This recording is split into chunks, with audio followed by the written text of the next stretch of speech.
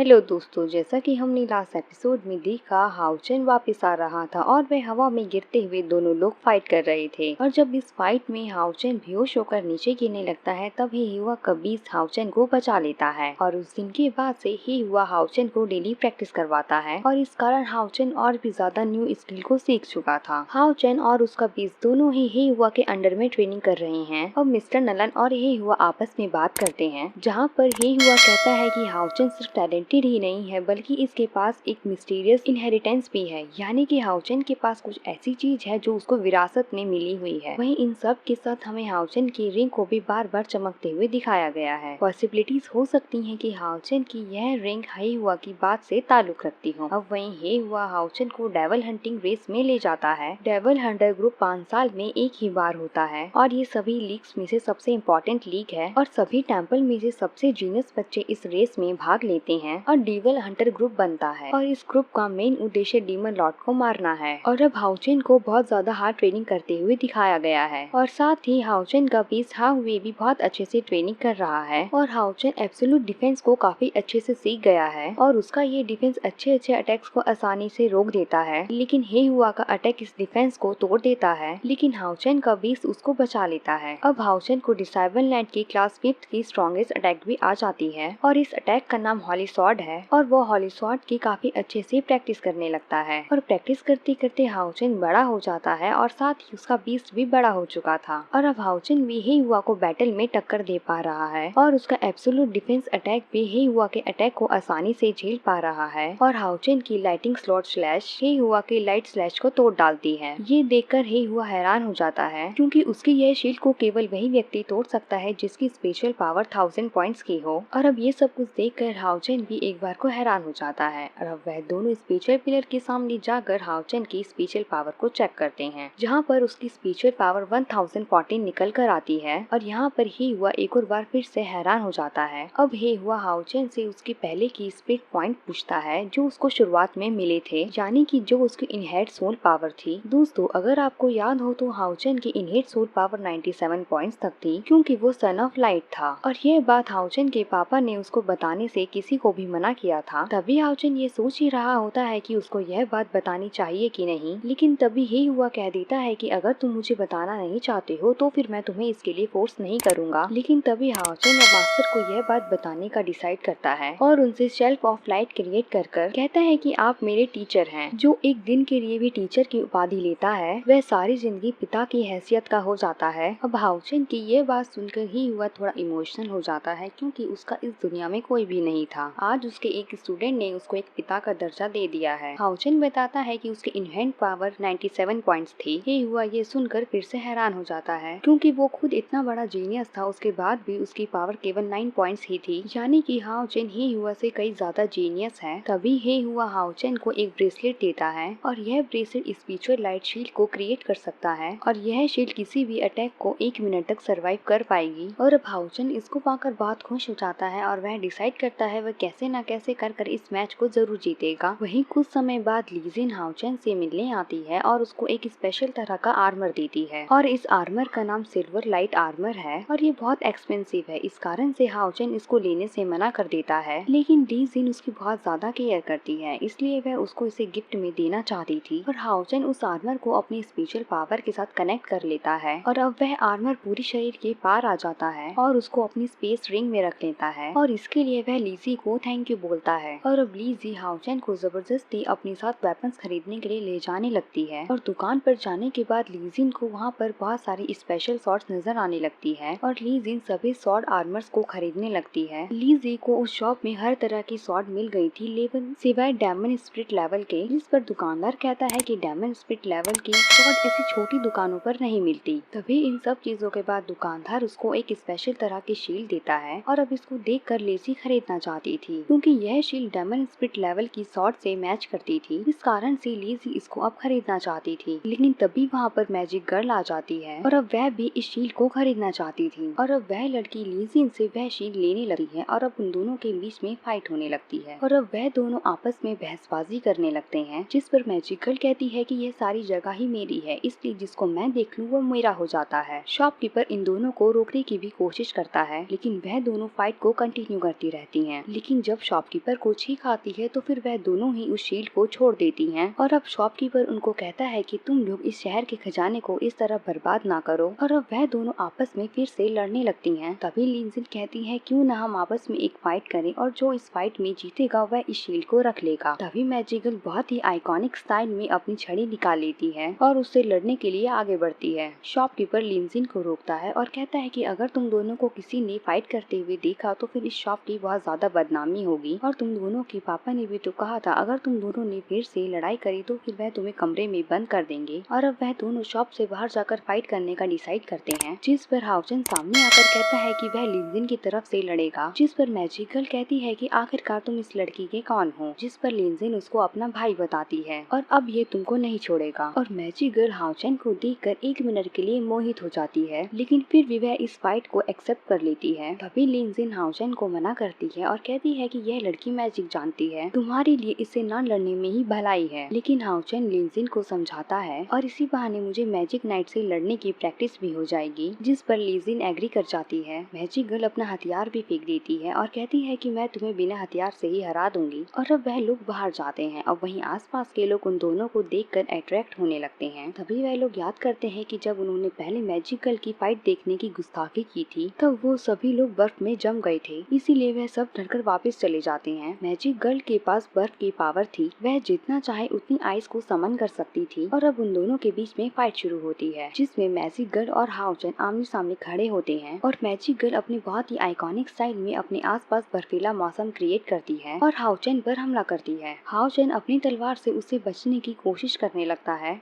लेकिन magic girl बहुत ज्यादा पावरफुल थी, इसलिए वह हर तरफ से हाउचन के ऊपर हमला कर रही थी और हर अटैक से हाउचन बचने की कोशिश करता है और वह समझ जाता है कि आखिरकार मैजिशियन नाइट होते क्या है। मैजिक गर्ल की आइस को मैनिपुलेट करने की पावर बहुत ज्यादा अच्छी है और तभी आइस के बहुत सारे फूल ऊपर से नीचे गिरने लगते हैं और वह सभी फूल तलवार में बदल जाते हैं और एक साथ सभी तलवारें हाउचन के ऊपर हमला कर देती है और हाउचन भी अब उनसे बचने के लिए काउंटर अटैक कर देता है। मैजिक गर्ल बहुत ही चुपके से आइस स्केटिंग करते हुए हाउचन के अटैक से बच रही थी और अब हाउचन समझ जाता है कि मैजिक गर्ल के आइस के मैजिक से बचने के लिए उसको मैजिक गर्ल के आसपास ही रहना होगा, इसलिए अब हाउचन मैजिक गर्ल को पकड़ने लगता है और मैजिक गर्ल उससे दूर भागने लगती है और अब जैसे तैसे हाउचन मैजिक गर्ल के पास आता है, लेकिन मैजिक गर्ल फिर से डॉज कर बच जाती है। फिर तभी मैजिक गर्ल वहाँ पर बल बुल क्रिएट करती है, लेकिन हाउचन इसको देख के समझ नहीं पा रहा होता कि आखिरकार ये क्या करने की कोशिश कर रही है। लेकिन तभी मैजिकल आइस स्टेन ड्रैगन का यूज करती है और तभी जमीन के अंदर से काफी सारी पाइप्स निकलकर हाउचन के पास जाने लगती हैं और हाउचन को चारों तरफ से घेर लेती हैं और जब हाउचन के पास खड़े होने की भी जगह नहीं बचती तो वह आसमान में उछल जाता है और फिर आसमान से भी एक स्पाइक हाउचन के ऊपर आकर गिरती है और इस स्पाइक के कारण हाउचन उसमें दब जाता है और मैजिक गर्ल हाउचन के ऊपर बहुत ज्यादा हंसती है और कहती है कि तुम्हारा तो ये क्यूट सा दोस्त बहुत ही ज्यादा स्टूपिड निकला, यह एक मैजिक गर्ल के साथ हवा में फाइट करने की कोशिश कर रहा है। और अब जैसे ही वह इस लाइन को कहती है वैसे ही सारी बर्फ टूटकर उसकी ओर गिरने लगती है और फिर हाउचन बहुत ज्यादा स्पीड में अपनी तलवार से मैजिक गर्ल के ऊपर हमला कर देता है और इस अटैक के कारण मैजिक गर्ल को संभलने का टाइम नहीं मिलता और हाउचन सही मौका देकर उससे गर्दन के ऊपर तलवार रखकर उसको हरा देता है और कहता है कि मैच ओवर होने से पहले डिसीजन लेना सही नहीं। मैजिक गर्ल ये देखकर काफी हैरान हो जाती है और कहती है कि यह तो असंभव है, आखिरकार तुमने मेरे उस अटैक को कैसे रोक दिया? लीजिन भी मेरी इस अटैक से नहीं बच पाती है, आखिर तुम मेरे आइज ऑफ रेजिडेंस से कैसे बच गए? तभी लीजिन कहती है कि तुम भले ही स्ट्रॉन्ग हो लेकिन तुम्हारी सबसे बड़ी कमजोरी यह है कि तुम बहुत ज्यादा एरोगेंट हो। तुमने अपने अटैक में यही ध्यान नहीं दिया कि हाउचन पीसीपी लेडी का यूज कर रहा है। हाउचन ने अभी अभी एब्सोल्यूट डिफेंस टेक्निक का यूज करके तुम्हारे उस अटैक से खुद को बचा लिया था और फिर मौका पाकर तुमको हरा दिया था। अब क्योंकि हाउचन जीत गया था इसलिए शॉपकीपर यह शील्ड हाउचन को देने के लिए कहता है। मैजिकल गुस्से में हाउचन से पूछती है कि आखिरकार ये है क्या? यह एब्सोल्यूट डिफेंस तुम बस इसलिए जीते हो कि मैंने अपनी स्टिक का यूज नहीं किया था, अदरवाइज तुम मेरे सामने भी नहीं टिक पाते। तभी लीजिन आगे आकर कहती है कि हाउचन ने भी तुम्हारे स्पेयर की तरह कवच नहीं पहना था, तो फिर यह मुकाबला बराबर का ही था। मैजिकल अब गुस्से में आकर वहाँ से चली जाती है और शॉपकीपर हाउचन को यह शील्ड दे देता है और अब लीजिन और हाउचन डेविल हंटिंग टूर्नामेंट में जाते हैं और फिर इसी सीन के साथ यह एपिसोड यहीं पर ही खत्म हो जाता है। अगर आपको मेरी यह वीडियो पसंद आई है तो फिर लाइक और सब्सक्राइब करना मत भूलना, साथ ही बेल आइकन को भी प्रेस कर देना ताकि मेरी न्यू वीडियो का नोटिफिकेशन आप लोगों तक पहुंच सके।